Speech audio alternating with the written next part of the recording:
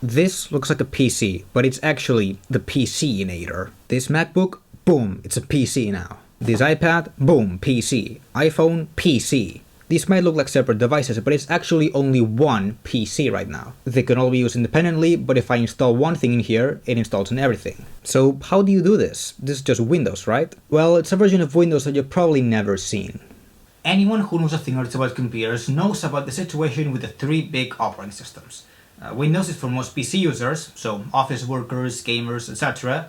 Mac is for uni students, artists, rich kids, and Linux is not really used much outside of developers and nerds, although the community is growing fast, especially now with the end of Windows 10. However, as you might already know, Linux is widely used in the server space. 63% of all general servers run on Linux, 85% on the web, and 100% on supercomputers. But if you go back to the general service numbers, you might see that around 25% of them are Windows. Now, if Linux and Unix servers are what most people use for web stuff, and data processing, mass network storage, serving, then what are Windows servers good for? What even is Windows Server? Because look at this, it looks exactly like regular Windows. Well, it's actually quite interesting. I'm not gonna get deep on the Windows Server backstory. All you have to know is that in the 90s, standard desktop Windows was basically just a program on top of MS-DOS and some multitasking. But in the workstation and server space, there was Windows NT, a completely different operating system with its own kernel and everything. And it was way more robust than the MS-DOS-based Windows versions. NT eventually came down to the consumer version of Windows with XP. So the server and desktop versions of Windows essentially had the same codebase. So, to see what Windows Server is about, we have to actually install it. For this demo, I'm going to be using Windows Server 2019, which is based on Windows 10 1809. Windows 10 had 3 releases of Windows Server, by the way. First step is giving all of your personal information to Microsoft.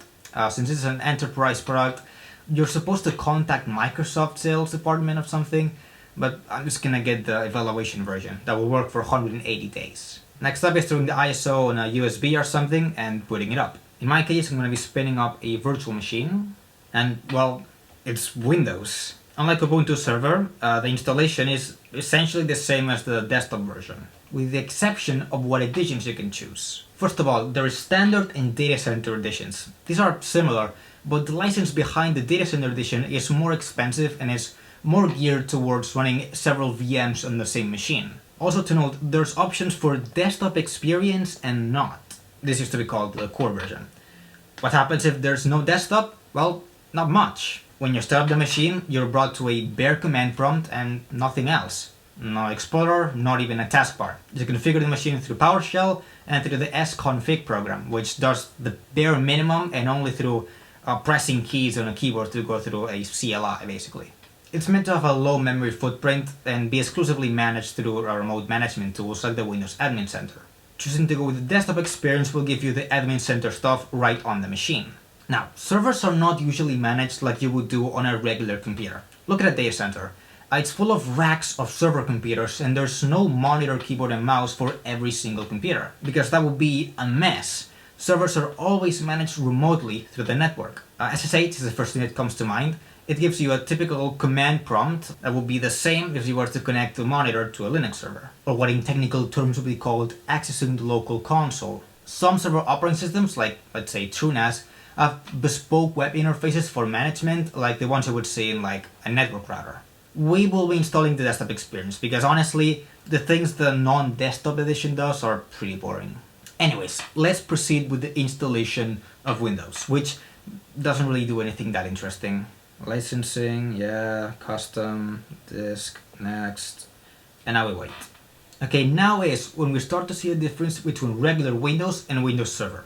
Check this out. This is the out-of-box experience, or the UBI. Usually, it's a blue square in the middle of the screen, and Cortana is there to remind you why she died on 2 separate occasions. But this time, it's actually the OB from the original version of Windows 10, 1507. And it doesn't even ask you for the settings we've already set, like the keyboard and the region. Not even to log into your Microsoft account.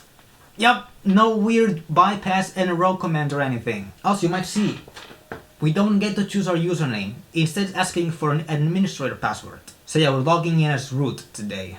I'm gonna set it to admin1234 real quick. Finish. And wow, that was quick. Windows 10 and especially 11 take forever to finish the out-of-box experience. On here, just write the password and you're done. Now you might see that instead of swiping up to unlock, it's asking us to do a 3-finger salute. Control-Alt-Delete. This is a bit of a weird security feature. Control-Delete is a hotkey that is handled directly by the kernel, so a program or a macro cannot actually activate it by any means. In fact, I tried making another hotkey script that presses it, and not even running it, administrator will show up the security options menu on Windows. So since no programs can make this key combination work, it's a simple way to make sure that someone with a physical keyboard can open the password prompt. Of course, you can use something like a USB rubber ducky, a programmable keyboard spoofing device, but that requires direct physical access to the machine. So at that point, you're kind of screwed anyways. Well, it's Windows, like you know it. And as you can see, this thing called the server manager opens at login. This is basically what you use to, well, manage your server and, all of our services. If you click here on tools, you might see that a lot of management tools that you would see in regular Windows. Like the computer management panel, which has things like disk management, device manager, and the local users and groups. But if we close this, you might see that it's just regular Windows. But with all of the bloat that we've come to hate, gone. If you open Start, the only programs spent are the stuff you would actually expect to use on this situation. Not even the Metro stuff that nobody likes, no Candy Crush or Disney Plus or anything. What a thing! So one thing to note is that by default, most animations are disabled, and even dragging a window around only shows a wireframe. This also saves on resources, but it's kind of funny considering that nowadays this is the bare minimum any GPU can do.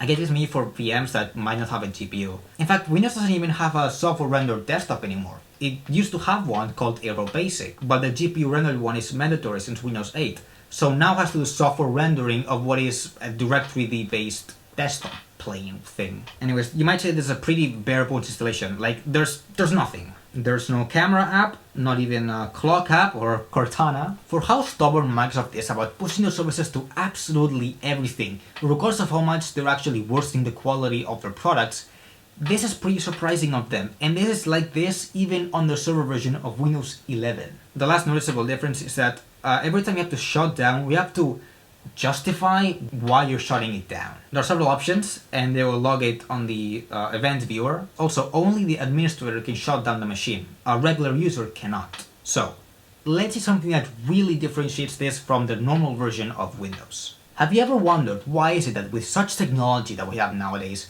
we cannot have two people use the same computer at once? Like, you can plug in two monitors and two keyboards, but it doesn't work. Can use SSH to do something like that, but not on a graphical desktop. If you're using the computer and someone remotes in, they're gonna start fighting you because they also want to use the computer. On something like a server, which is meant to be used by lots of people at once, it kinda sucks that only one person can use the desktop at a time. You're getting where I'm trying to get to? Let's see how this works. The way you install services on the server OS is by going to the server manager, clicking manage, and adding a role or feature. As it's typical with Microsoft, this is done with a wizard, and we can add a role. You can see that there are many interesting things around here. We have Active Directory, which we'll see later, DHCP and router services, so you can actually use Windows Server as your router, but I've heard it's not that great. Honestly, I don't know. There's Hyper-V for running virtual machines, a web server, which we already know that nobody uses, but what we're actually interested is in terminal services, or what is now here called remote desktop services. This list has very weird names for everything, like what used to be called routing services is now remote access with routing like deep in the description for it. So we're going to install terminal services, which install the remote desktop services package. We're gonna click next. It's now going to tell us another list of installable things, now called features instead of roles. Okay, and we have some components of the remote desktop package. And we're going to select the remote desktop session host, which the description says that enables the server to host session-based desktops that multiple users can connect to. I'm going to explain why this is interesting, but first let's click install. Yes, okay. So, you probably already know what remote desktop is. Using the network, you can go and use a different computer without being directly in front of it. So if you have a gaming PC at home, you can use an app like Parsec or the built-in Windows Remote Desktop to remote into your PC from somewhere else in the world, and you can play your games like you were sitting in front of it. It will show you exactly what is showing on display and nothing else. So maybe you let your computer render out a project or download a file, you can check in with your phone to see if it's done, even if you're outside of the house. Now, what we're installing is essentially this, but Windows Server lets you do something even better. Okay, let's quickly add a user. Okay, computer management, local users. Okay, I'm gonna name it Mike, last name Rosoft. And what I'm going to do is I'm gonna add it to the remote desktop users group. Okay, now let's pretend that this is some sort of video rendering server. And I'm gonna connect with my laptop because I have some video rendering to do. The administrator is currently logged in to this computer because he's doing something on it. And if I were to connect now, this would be a catastrophe because two people are trying to use the same computer at once. And the administrator would get pretty mad, basically. Well, let's try it out. As you can see, I have this IP address here. And I have the Windows Remote Desktop app over here loaded. And if I write in my credentials, let's see what happens. And check this out. Two people right now are literally using the exact same computer. If we open the task manager, we can see that two users are logged in at the same time. One is at the local console over here, and one through remote desktop protocol. In fact, we can change the wallpaper. As you can see, it's different to what we have on the administrator session right now. And as you can see, I can do two different things at the same time. So two people are using this computer at the same time. By the way, the technical term for this is called time sharing. So theoretically, if I were to install a video game right now, I could use this to host a LAN party, and it doesn't matter how fast every person's computer is, because we would all connect the same machine. In the enterprise world, you would use something called a thin client. It's basically the most bare minimum computer that you would plug into a monitor and some peripherals, and you would use a remote connection to your server to do your work. The result of doing this has a lot of cons, but the pros are really compelling. It's only one machine to set up. Imagine a class where every one of the 30 students have to have Chrome, Photoshop, LibreOffice, maybe some educational programming app, and whatever. And at the same time, you want them to access a file share for submitting the work, and also you want to monitor and make sure that the kids are not accessing a website they're not supposed to. You could spend all the time setting up every single computer, installing all the software, setting up all the shares, the web monitoring proxy, and have every single one of the 30 students have a moderately fast, recent computer that you're gonna push gum and break, and when it breaks, it's gonna cost more money and more setup time. Or you can instead have a fleet of sub-$100 garbage mini computers from like 10-15 years ago, all connected to one decently good PC running Windows Server. And what problems could arise? The kid users wouldn't be able to install any demanding enough game to drag the system down. And if they were to do that, you could just kill it with Task Manager. The biggest problem would be that if the machine crashes, everyone's session goes down. But on a class setting, that is a means for mass cheering and celebration. This is some super fun and interesting technology that is by now pretty old. Unix systems have been doing this for like twice my lifetime. Okay, so let's forget about remote desktop connections and thin clients. Let's talk about regular computers. What if I could sit down at any computer, no matter who uses it or what password it has, type in my login credentials, and suddenly all my files and settings magically appear on that computer? Let's talk about Active Directory. Active Directory is a way to have all the users and groups on an organization all in one server, instead of adding every potential user to every machine in the building. You instead bind these machines to an Active Directory domain, so then the local users disappear and instead you log in with whatever user is in your Active Directory. That way, all users, passwords, permissions, and groups are synced with every computer. And if you set it up the right way, you can make it so that logging in with your credentials will download a copy of your user profile, so that no matter what machine you're using, you will have all your data right there. And this is not remoting into a virtual desktop in the same single computer. This is separate, normal computers that will just accept your password and let you access your data. So, let's go installing Active Directory. Just as we did before, on the server manager, we can add a role, and we're going to select Active Directory Domain Services, and also a DNS server. You'll see why later. Also, I should set up a static IP address, but we can do it later. And now next, install, and we wait. Okay, after it's done, we're going to click here on this flag and promote the server to a domain controller. Okay, just to clear the jargon, With Active Directory, domain is just an instance of the service. A domain controller is a server that is connected to the domain and controls it. Now we're going to do is adding a new forest. It's using the tree analogy to symbolize different hierarchies. So a forest is a collection of trees. Yes, it gets complicated, okay? I'm gonna set the domain to ad.disrepair.net. Again, I'll explain why we need a domain name later. Also, disrepair.net is way too expensive, so yeah. Okay, we're gonna type a password here, just admin1234, next. And I'm just gonna click next until it's done. This genuinely takes forever. Okay, meanwhile it's doing its thing, I'm gonna do some stuff to make this work on this testing environment that I have with virtual machines. This is more technical stuff, so if you want to skip forward a couple of seconds, just like double tap the right side of the screen a bit, or skip to this time. If you want to mess with this stuff at home, you're going to do what I'm going to do. I'm doing this on VMware Fusion, but you can do this on VirtualBox or libvirt or something like that in a similar way. I have here my server machine and two client machines. What I'm going to do is I'm going to do a settings in my VMware Fusion. And over here on the network, what I'm going to do is unlock this quickly. And what you have to do is create a virtual network. I'm going to call this video net. And the subnet IP is 192.168.69.0. Connect to external networks, I'm going to say no. I wouldn't really need that. Apply. And now for the server VM, I'm going to network adapter and set it to that private network. And I'm going to do that with my two client VMs as well. This is basically to create a virtual network inside so that all of VMs can communicate with each other. I do this just to kind of make this work with each other and not mess with my other stuff. I do this basically so that we can actually set up real life settings on this instead of having to mess with whatever is already set up on my real network. So now on the server VM, what we have to do is log in. Okay, we're gonna go to the network settings, properties, IPv4 settings. We're gonna set up a static IP address, so 69.2, gateway is 1. And it's important, the DNS setting has to be the loopback, so itself. That is 127.0.0.1. So the DNS is going to be using whatever DNS server is running on this. We install the DNS server, so it's using literally this. We're going to click OK. And now on both our client virtual machines, we have to go to the same IPv4 settings. Oh my god, this is so fucking slow.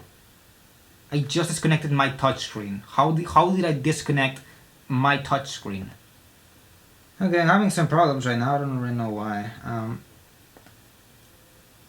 Okay, you should give it network access because it's not going to work. IPv4 protocol settings, and set the DNS setting to whatever IP address we set on the server. So that is 192.168.69.2. We're going to be using the DNS of our Windows server. This is very important. We're gonna do this on our Y. I already said it. Same thing here. Theoretically, we should be all good to go. And now let's continue to the video. Okay, technical stuff over, even though this is the most technical video I've ever done, but whatever. We are going to go to Tools, and we have new options now. We're going to go to Active Directory, Users and Computers. And here we have our domain forest that we made below, and this is our tree, whatever. I have some users, but let's pretend that they don't exist. What we're going to do is we're going to make a new organizational unit. This is just a fancy name for folder. We're gonna name it video team, and we're gonna make some new users. Okay, first name Ben, last name Dover, his name B Dover, password same as before. Let's make also another user, let's see, Gabe, last name Itch. Let's imagine that I'm just making users for everyone in my team. Also, remember to uncheck this user must change password at next login. This is basically for when, your school or your work gives you like a generic password, you put it in and then it asks to change it. This is it. Now we have some basic users for our Active Directory domain. Now, we have to grab every computer in the office and bind them to our domain. And magically, I have here a Windows 7 virtual machine. I'm using Windows 7 because it's lighter on resources and to show that this has existed on Windows for like 25 years now. And the main technology behind this is slightly older than my parents, and I'm not even kidding. As you can see, I have this local user PC1, but we're gonna forget about him soon. So, if we go to the system setting properties thing, what we're going to do is change its domain. And we're going to write here our domain that we have. Now, let's first talk about what I'm going to write here. Also, I'm going to skip this as well. Here's our timestamp. You might have noticed that the domain name we have set up looks suspiciously like you would see on a website. And you're right, domain name is exactly that. You might know what an IP address is. Essentially the number your computer connects to when it has to transfer data over the network and over the internet. It works exactly like a phone number. There are also private and public IP addresses. Long story short, a private address is one that nobody can claim because it will only work on the local network or on their LAN. The 192.168 range is the most common one.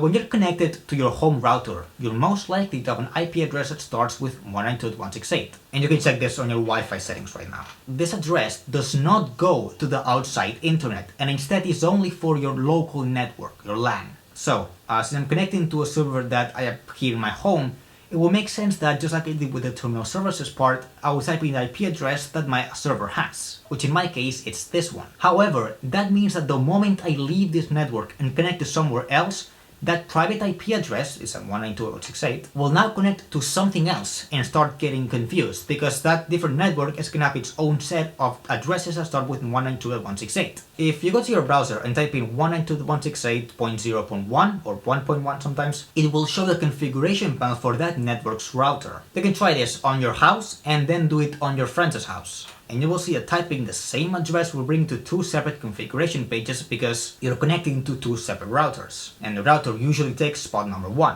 At the same time, that router also has a public IP address. This is the one that you use to connect to the internet, and your router uses a technology called NAT to have only one IP address that can talk to many devices. So they will all be using the same public address to talk to other networks, so the internet, but a private one for communicating with themselves. The public IP address is what you should write on this box, because wherever you are in the world, connecting to that address will connect you to your network. However, there's a caveat. IP addresses tend to change. Businesses usually get a static address, but they can change it to switch ISPs. On the home, your IP address changes every couple of weeks or sometimes days. Usually, restarting your router will change your public IP. You can try it. Now, imagine your entire computer infrastructure built on top of a number that one day can just change. Or imagine you're used to writing 142.250.184.174 every time you have to open Google. Google also has an IP address and it's that one, at least here in Spain. Not only is it impossible to memorize, especially not with all the other websites you will all visit, but if that number changes, Google's entire business is dead. So, what's the solution? DNS, or domain name system. It works like an automatic phone book or like the contacts app on your phone. Instead of dialing 142.250.184.174, you type in google.com. And a fancy technology will go to that IP address, just like when you type in mom on your phone, it will dial your mom. Of course, what if your mom's phone number changes every day, meaning that the number stored in your contact is now outdated? Well, there are some systems in place, but usually your mom will tell me that she changed her number, and I will change it accordingly in my phone book. Same thing happens with DNS. If I have the domain name disrepair.net, which I don't because it's way too expensive, regardless of how many times my IP address changes, typing disrepair.net should always point to whatever is my current IP. Also, if you use an IP address that changes all the time, you can use a dynamic DNS. So it automatically sends whatever is your new IP to the DNS server. So, after that entire story about IP addresses that I had to do something with because I studied this entire thing and I have way too much knowledge on the TCP stack and the IP protocol and networking, which I don't intend on doing anything professional with, so here is a stack of knowledge so that my time didn't go to waste as much as it did. After all that, let's go join the goddamn domain. Let's type in the domain name we chose. Usually you have to buy one from a domain registry, but since I'm running a DNS server on my Windows Server VM, we're good. I had ad.disrepair.net, so let's type in that. I'm gonna click OK, and as you can see it's asking us for a username and password. What we're supposed to write here is a user that has admin privileges in our Active Directory domain. So I'm gonna write here administrator in admin1234. And here we have it. Welcome to the ad.disrepair.net domain. I have to restart our computer.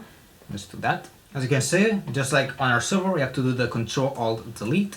And we can now log in to Disrepair. Remember how we added the Ben user on our server, but it's clearly not on this machine? Well, if we type in his username, as you can see, he has logged us into Ben's account. If we now go to the users folder on the C drive, you can see that we now have the bdover folder. And if you go to the security settings, you might see that it's bdover at disrepair.net. For now, this is just a login. The only thing that is synced from the server is our password and any permissions that we might have on SMB shares. Before we continue, I'm actually going to add a second VM to our domain here. Welcome to the domain. So we're going to go back to our server, and as you can see, we have 2 PCs on our domain now. And if we go to our users and go to their properties, you might see that we have a lot of configuration. There's so much that technically the way we edit our users is technically wrong. You're supposed to make a template pre-configured user and then just duplicate it a bunch. You have various ways of restricting access to a user, like making it expire at a certain date if this user is like an intern or something. We can also choose what hours this user can log into with a panel that is clearly not being touched in like 25 years. You can make a face. You can also make it so that this user can only log into certain computers. We can also use remote control to spy on the user, change settings for the terminal services stuff, but the fun stuff is under the profile tab. This is what will let us do the thing that I promised before, logging into any computer and having everything right there. This is why it's called a roaming profile, and it's also extremely old technology. So old that it's actually kind of dead. It's hidden behind a registry hack on Windows 11, and even then I heard it's pretty broken. It seems that Microsoft is pushing more towards cloud-based solutions. Who would have thought?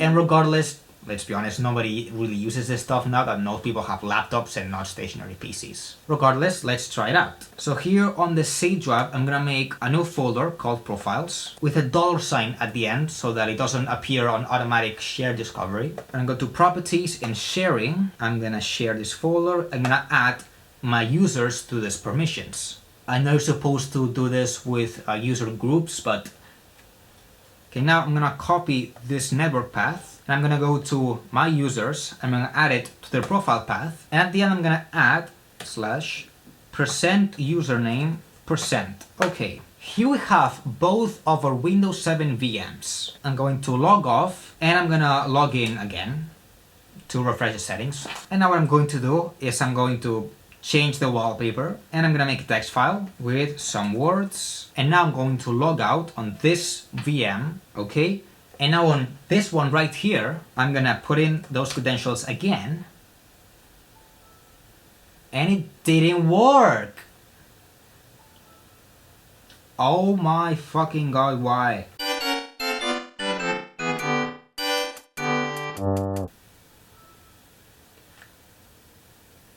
It worked. Okay, as you can see, what we had on this VM is now on this VM. I'm not touching this ever again. I don't know exactly what was the problem, but it's fixed now. It's still something with IP addresses, which is why I didn't get into networking, because it fucking sucks. So now I can go back to my script.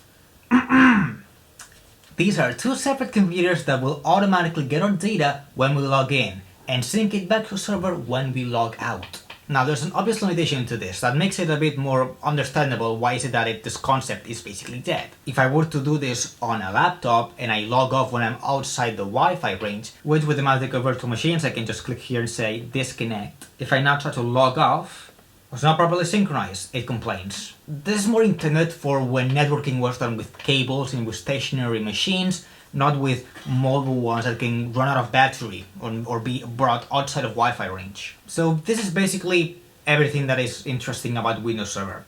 I wanted to make this video because I didn't know you could do this stuff with what is essentially just Windows. And it's stuff that a lot of people probably don't even know exists. But it's also nothing special. The concept of various terminals connected to the same computer is older than the concept of computer displays. And I'm not even joking. The compatible time-sharing system was released 64 years ago, at a time when computing was done with typewriters connected to a phone, or what was called a teletype. If you use Linux and wondered why pressing Ctrl-Alt-F2 brings you to TTY2, and what does TTY mean? It means that Linux just emulates a teletype machine. It's also why the terminal is also called a terminal emulator. Also, the X windowing system is built on the foundation of time sharing, which is what we're doing with the Windows terminal services. At the same time, roaming profiles is something that I bet can be done with Linux by just mounting an NFR share to /home. Don't ask me because I haven't tried it, but I bet you can do something like that. And also, you don't even need Windows Server to run this stuff. As I said at the beginning, Windows Server is a platform that few businesses ever use. Not only is it easier, cheaper, and more comfortable to use a Linux-based server, but using Windows Server is not even required for this stuff. You can have an Active Directory server with a distro called Zential, which will also support roaming profiles, which, as I said, are basically dead. Graphical remote desktop time sharing, as we did earlier, is also a rare thing to do, and nowadays what most enterprises do is instead have separate Windows VMs for each user. Instead, having a local server at all is not even a popular thing to do, as most businesses rather use cloud services. Most schools today have moved to Google Drive instead of having a local file share. So this video was pretty pointless. This is pretty obsolete technology on top of what is still just Windows, because the differences between server and standard Windows is just the price and what they let you do with it. Oh, also, the price.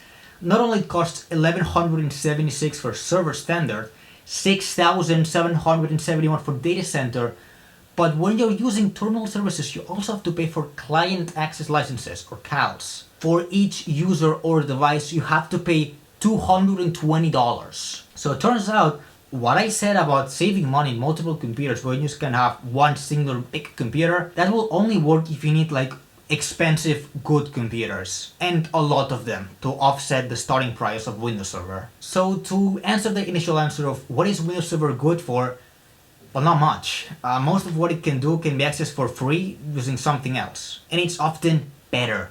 At the same time, most of what I said in this video can be done through the cloud, which is an increasingly popular thing to do. What I wanted to show is that this stuff is pretty cool. I was just excited about messing with this stuff, but it's obviously not the most sensible thing to do. Worst of all is that, underneath all of that, it's still Windows. It's still gonna be a mess to restore backups. It's still gonna randomly not work, and it's still a jumbled mess of an operating system where the money has already been secured, so it doesn't make business sense to make it good. This OS that, as we established, can cost up to $6,700 literally has a broken link on the most front and center app. So yeah, if you thought that this was a sponsored video for Microsoft, I'm a big hater of Windows. I wrote this entire video on Linux, and as you can see, I use Mac computers. Windows is a big mess that one day I want to make a big video on, but I think this is fine for now. Also, this has been a bit of a longer video. I don't typically do stuff like this, but it's a format that I think can be pretty interesting. Have you wondered if I've been watching CRD lately? Yeah, it's been hard to not make this look like I'm copying off of him. I'm gonna be back making videos more frequently now. Well, back. I've never made frequent videos. Maybe it's in 2018. Well, that was a long time ago now. But I'm finally starting to be able to take YouTube more seriously.